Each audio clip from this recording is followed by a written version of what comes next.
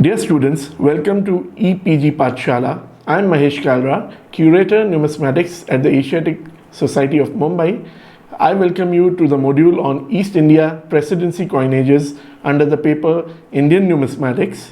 The aims and objectives of this module are to focus on the various coinages issued by the English East India Company, EIC for short, in the Indian subcontinent under its three presidencies of Bombay, Madras, Bengal, right from the 17th century till 1835. It looks in detail on the local cultural, political, and socio-cultural factors which influence the coinages of these three presidencies right from the start. It also attempts to give the participants an idea about the volume of each coinage and its impact on subsequent Indian trade history. Finally, we also try to look at the modernization of East India Company coinage, which began in the 19th century with the import of new mints at Calcutta and Bombay on the eve of the introduction of uniform currency introduced by the East India Company in 1835. To look into the history of East India Company, East India Company was established on 31st of December 1600 under a royal charter issued by Queen Elizabeth I, giving the company powers to explore Asia. Soon the East India Company ships found their way to Surat, reaching it in 1608 and establishing a factory somewhere around 1612. The East India Company also established factories at Masulipatnam in 1612. This was later relocated to Madras in 1639. Bombay was acquired in 1668, Hooghly 1660, and finally the Calcutta was developed in 1680s. The East India establishments in Madras, Bombay, and Calcutta were fortified as Fort St. George, the Bombay Castle, and Fort William, around which settlements grew into presidency towns in the 18th century. Later, these presidency towns were converted into the three presidencies of Madras, Bombay, and Bengal, which kept growing from the three corners of the Mughal Empire. First, we look at the history and the coinage of Madras presidency.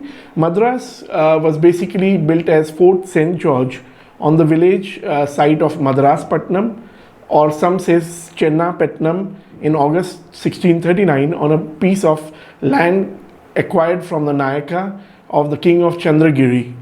The East India Company soon faced a lot of opposition from local adversaries, both local and foreigners, but it survived under the change of power, first to the Golconda Sultans in 1647, when the Golconda Sultan took over the areas under the Nayaka of Chandragiri, and later the Mughals, who took over the entire Golconda Sultanate in 1687. However, Madras survived because both the powers chose to give and renew the land grant bestowed upon the East India Company in 1639. Madras was soon made into a presidency town, and it grew phenomenally under Elihu Yale, its first proactive president. Madras also saw numerous battles, chiefly with Marathas, the Tipu Sultan, Hyderabad, and even the French for its domination of South India. Fortunately for Madras presidency, it soon came under the Bengal presidency under the dynamic leadership of Lord Wellesley in 1773. This helped Madras presidency expand very soon because all the adversaries of East India Company, right from Tipu Sultan till the Marathas to the Nizam of Hyderabad, were all checkmated at the beginning of 19th century. Thus, we look at the coinage of Madras presidency, which grew around Fort St. George. The immediate area outside Fort St. George was also called as Chinapatnam or Chinapattan, as it was called by the Mughals. Madras presidency's surrounding areas relied on the Vijayanagar gold pagoda and its 1/10th fraction called as Panam or Fanam, which was the main currency of South India in those days. By the time East India Company established itself at Madras, the current pagodas had taken the shape of an steppen a staple image of Lord Venkateshwara along with his two wives, known amongst the European circles as the Three Swami Pagoda. The first types of Three Swami Pagodas were issued by the Dutch, and copies of these were soon made by the East India Company in somewhere 1690. The East India Company also got permission right at the beginning to issue pagodas and phanams both from the Nayaka of Chandragiri as well as the Golconda Sultan. However, they found resistance from the Mughals. In between, Three Swami Pagodas kept morphing till in 1735, a staple star pagoda was invented by the East India Madras Mint. This had the image of Lord Vishnu alone on the obverse with a very pointed prominent 5-star on the reverse of the granulated border of this coin. The star pagodas became the staple currency of Madras Presidency as its official gold unit till the middle of the 18th century, and it was only stopped when the modernization of the Madras Mint began, resulting in machine improved coins in 1807. Thus, these are the early Three Swami Pagodas, the early variety. Then we have the Star Pagoda, issued from 1740 to 1807. As you can see on these coins, most of the images are kind of very stylized. As I've already hinted at, the Mughals brought about a new problem for the East India's Madras Presidency when Aurangzeb took over Golconda. The East India Company was simply told to issue coins in the name of Aurangzeb to acknowledge his supremacy over them. Thus, the East India Company issued the first Madras Mohar, the Madras Rupee, and also what were known as Alamgiri Pagodas from actual dies given to the Madras Presidency factors by Prince Kambaksh in 1692. We find a very rare set of 2 gold coins dated Hijri 1103 corresponding to 1691 and 1692 with Aurangzeb's name on them with a reverse name Chinapattan. These are very rare coins which correspond to the 1/5 of the Mughal Mohar as well. These could have been termed as the Alamgir Pagodas. The next is the Chinapattan rupees. These were first issued in the name of Aurangzeb in his regnal year 50, and later they were issued in the name of Shah Alam I. But the silver currency of Madras Presidency, especially the Madras Chinapattan rupee, was not a success. The other successful coin of the area was the coins of the mint of Arcot, which were under the Nawab of Arcot. The Nawab of Arcot kept delaying the grant of permission to the East India Company, the permission to issue the coins in the name of Arcot Mint. However, the East India Company succeeded in gaining these minting rights in 1742, and thus we find early Chinapattan rupees being replaced by the Arcot rupee of East India Company in the name of Ahmad Shah, the emperor, and then Alamgir II. Alamgir II's coins with fixed dates of 1192 Hijri and regnal year 6 became the staple coins of East India Company for Madras Presidency. These were chosen as the official currency of Madras Presidency when the mint began to get more and more modernized. Thus, this was the Arcot rupees which were popular in the Bengal Presidency, where the company had no permission to issue its own coins, were minted and sent to Calcutta. We find a large volume of these coins in the name of Alamgir, thus which point to the commonness of this issue, and we then find a first European style Arcot rupees with the staple legends of Alamgir II in 1807. These also have a peculiar mint mark known as the open lotus mint mark. The next series, which was issued in 1812, came with a closed mint mark but the same legends and the same dates on the coin. The next series also came later in 1823. This coin was again further made more modern, and it had more features, security features on its sides. The sides were basically given edges which were modern, and had fine milling on them. These coins were basically having a closed rose as the mint mark. These were issued first in the 1820s, and subsequently it was also used in issued in 1830 and 35 at Calcutta Mint, but here it was given an additional crescent mark above the word Arcot, thus pointing to their issue by Calcutta. As and as the modernization of coinage began, the coins kept improving. We also see the same effect on the pagodas. The three Swami pagodas and the star pagodas were slowly eased out in favor of a new series which came in 1807. These coins again are thin flanged pagodas but struck through machine technology with images of stylized images of Lord Vishnu on the obverse and a reverse image of a gopuram of a temple with value in English, Persian on the obverse and Tamil and Telugu on the reverse. These were the languages of the Madras Presidency which the company chose to honor even on its later coinage. Later, the East India Company also issued its own mohurs and 5 gold rupees which were issued with EIC emblems on the obverse and Persian legends naming the company on the reverse in 1815. Thus, we are seeing the temple pagoda, the double pagoda on the slide here. It states 2 pagoda as the name in English as well as in Persian and the other 2 local South Indian languages.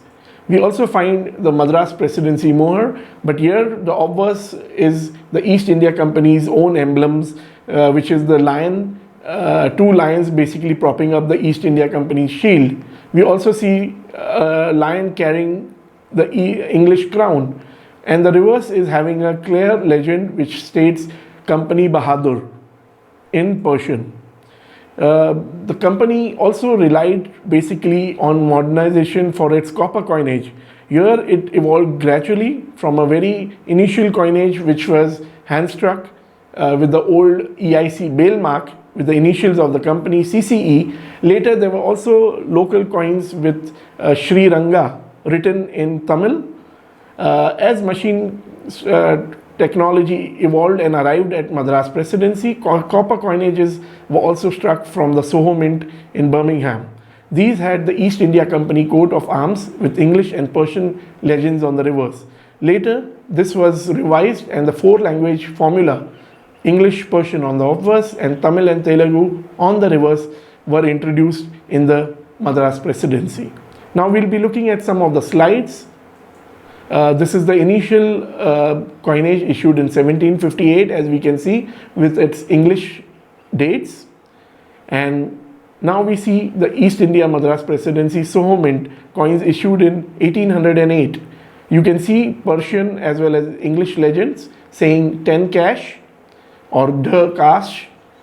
And the next series is having the 4-language formula where there's Persian, English, Tamil and Telugu.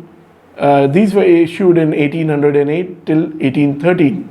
Now we are going to focus on the history and the coinage of the Bombay Presidency. The Bombay Presidency began as the Bombay Island, which was acquired by the East India Company from King Charles II in 1668 as an uninhabitable island with a nominal rent of £10 in gold, payable each year. Its prosperity, however, was enhanced by its first governor, Gerald Ongier, who took rapid steps to improve and enhance its prosperity. Bombay soon replaced Surat as the first port of call for most of its East India Company ships. Ongier also was instrumental in erecting the first English mint at Bombay in 1673. This mint was used to mint indigenous English money on the island, initially for local coinage and later for trade money. It was to issue basically coins in gold, silver and copper with Latin legends, and these coins were to be named as Carolina in honor of Charles II, Angelina and Copperoons. However, some circumstances led to the Carolinas never being issued in the island. Only Angelinas and Copperoons were issued. Later, these were supplemented with tin coinages called tinnies somewhere in the 1680s.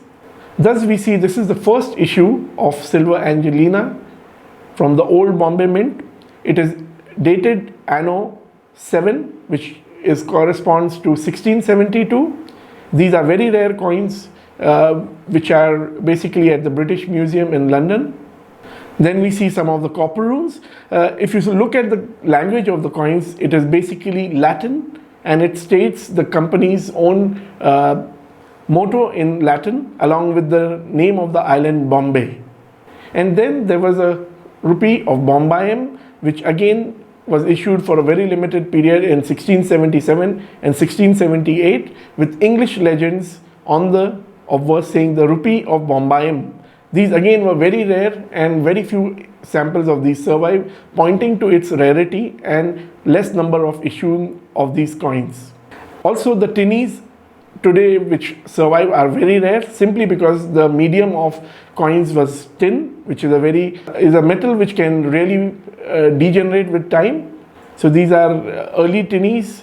This is a double pice issued in 1771, as we can make out from the date. But if we look at these coins, these are English coins, and these were not successful in outside Bombay, and hence the East India Company was forced to adopt the Mughal rupee of Surat, for which it had to pay a lot of money to mint the coins. East India Company hence began to try to issue its own coins in Persian, and it did succeed in issuing some coins in the names of King James, William III and his Queen Mary. This politically wrong move provoked Emperor Aurangzeb. Aurangzeb ordered an attack on Bombay, sending his own naval commander Siddhi Yaqub of Janjira to punish the East India Company's factors for the offensive currency. These are rare samples of the William rupee. The James rupee is more rare. The Bombay Mint, as a result, had to stop its functioning in wake of Aurangzeb's strong action against its factors. Thus, the minting was stopped on the island till 1717. In 1717, Bombay got an official permission from Emperor Farrukhsiyar to issue coins in his own name, with an important difference. The mint name was to be Mumbai, which was the native name of Bombay. Thus, we find till the period of 1778, Bombay Mint issued Mughal silver coins in the name of Emperor Farrukhsiyar, Muhammad Shah, Ahmad Shah, and finally Alamgir II. So this is a coin of Farrukhsiyar, and then we find a coin, rare gold mohar of Muhammad Shah. Similarly, we find rupees, 15 rupees of Ahmad Shah, and also Alamgir II. In the case of Alamgir II, in 1775 and 1765, gold coins were issued in his name with the imprint 15 rupees written in English. However, the Bombay rupees, or the Mumbai rupees as we might call them, of the Mughal type were overshadowed by Surat Mint's rupees in the trade. Thus, the Bombay Mint had to stop its functioning in 1770s, and much later, when the Bombay Presidency acquired the Surat Mint in 1800, they adopted its Surat rupee as the official coinage of the Bombay Presidency. These rupees come with legends of Shah Alam II. The fixed dates on the coins are 1215 Hijri and the regnal year 46 of Shah Alam. We see progressively these coins being issued for a very long period. So we see in the next slide a number of coins which are the Shah Alam rupee, but some of them are imprinted with the 1825 or other dates in English. These were again the Surat rupees adopted as the rupee of the Bombay Presidency. The next slide, we also see a rare rupee, which was the first machinized coinage. These come with plain edges, that is, they don't have any kind of safety measure or safety permission on the coins. These coins were faked in a large number, which made the Bombay Mint actually import a foreign mint from Soho in 1824. The new Bombay Mint began minting these improvised designs with a new machine technology on the same pattern in 1832. These new coins were used in Bombay Presidency till 1835, when the Uniform Indian Rupee was announced by the East India Company. So these are the coins of Bombay Presidency, and by 1830s the new mint was functioning and giving the output of actual machine struck coins. Now we'll be looking at the coinage of Bengal Presidency. Bengal Presidency basically grew out of a factory at Hooghly, which was established in 1640. More factories of the East India Company were established in 1670s. In 1681, a separate presidency was created, but the main action came when the city of Calcutta was established in 1690s on the site of 3 villages granted to the East India Company by the Nawab of Bengal. The city was founded on the site of Kalighat or Kalikata by Job Charnock and fortified by the English as Fort William in 1712. By 1750s, the East India Company had grown very prosperous, and its prosperity and belligerent attitude attracted the ire and the anger of Nawab Siraj-ud-Dawla of Bengal, who attacked it, taking over the city and Fort William, renaming it as Ali Nagar. Thus, he came to issue silver rupees in the name of Alamgir II with the mint name Ali Nagar. The English reaction to the Nawab's usurpation of Calcutta led to the Battle of Plassey on 23rd of June 1757, which helped the English plant their own candidate as the Nawab. The new Nawab readily gave the permission to the East India Company to issue its own coins, this time with the mint name Ali Nagar, Calcutta. This was later modified to Calcutta when the East India Company dropped the name Ali Nagar to issue gold and silver coins in its own name.